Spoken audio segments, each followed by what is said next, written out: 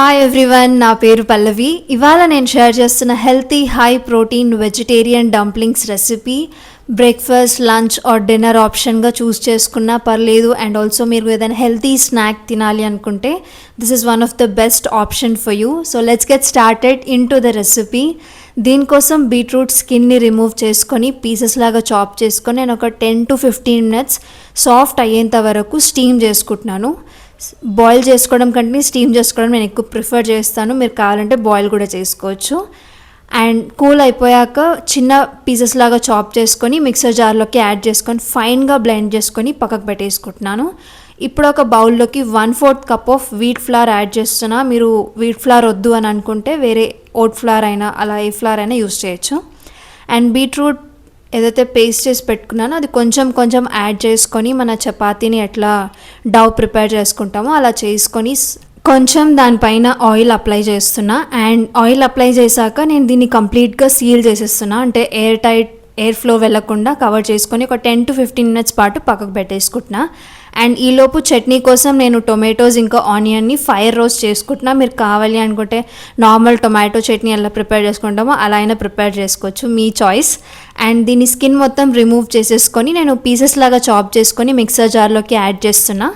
దీంతోపాటు కొన్ని వెల్లుల్లిపాయలని యాడ్ చేస్తున్నా. అండ్ ఆల్సో కొంచెం కొత్తిమీర అండ్ ఒక ఎండుమిర్చి అండ్ కొంచెం ఉప్పు వేసుకొని ఫైన్గా బ్లెండ్ చేసుకుంటే మన టొమాటో చట్నీ ప్రిపేర్ అయిపోద్ది. అండ్ ఈలోపు డంప్లింగ్ స్టఫింగ్ కోసం కొంచెం ఆయిల్ యాడ్ చేసుకొని హీట్ అయిపోయాక కొంచెం ఆవాలు, జీలకర్ర యాడ్ చేస్తున్నా. అండ్ ఒక స్మాల్ ఆనియన్ యాడ్ చేసుకొని గ్రీన్ చిల్లీ అడ్జస్ట్ చేసుకోండి మీ టేస్ట్ని బట్టి. అండ్ అవి కొంచెం కుక్ అయిపోయాక స్పైసెస్ యాడ్ చేస్తున్నా. అల్లం వెల్లుల్లి పేస్ట్, పసుపు, ఉప్పు, కారం అండ్ కొంచెం పెప్పర్ యాడ్ చేస్తున్నా.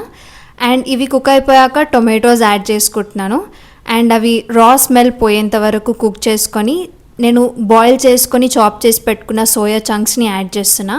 అండ్ దీన్ని ఇంకా కొంచెం హై ప్రోటీన్ చేయడానికి లో ఫ్యాట్ పనీర్ని యాడ్ చేస్తున్నా, అబౌట్ 100 grams. అండ్ కొద్దిసేపు కుక్ చేసుకున్న తర్వాత మీరు ఏవైనా మసాలాస్ యాడ్ చేసుకోవాలనుకుంటే యాడ్ చేసుకోండి. నేను ఓన్లీ ధనియా పౌడర్ యాడ్ చేస్తున్నాను ఈ స్టేజ్లో.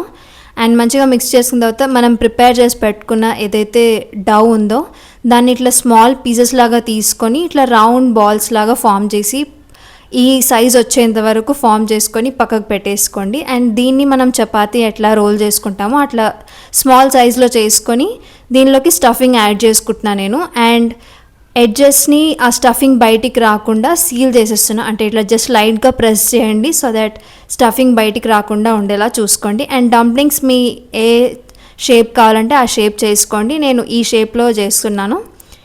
అండ్ మీ డిజైర్డ్ షేప్లో చేసుకొని ఇప్పుడు ఒక ప్యాన్లోకి కొంచెం వాటర్ యాడ్ చేసుకొని నేను డంప్లింగ్స్ని ఒక 10 to 15 minutes పాటు స్టీమ్ చేసుకుంటున్నా. అండ్ కొంచెం ఆయిల్ అప్లై చేస్తున్న పైన, మీరు కంప్లీట్గా స్కిప్ కూడా చేసేయచ్చు. And so our favorite and high protein dumplings are ready. Do try this healthy high protein option and let me know in the comments how did it turn out for you. ఇలాంటి మరిన్ని healthy recipes కోసం follow Pallavi Nourish. Until then, stay happy, stay healthy and thank you for watching.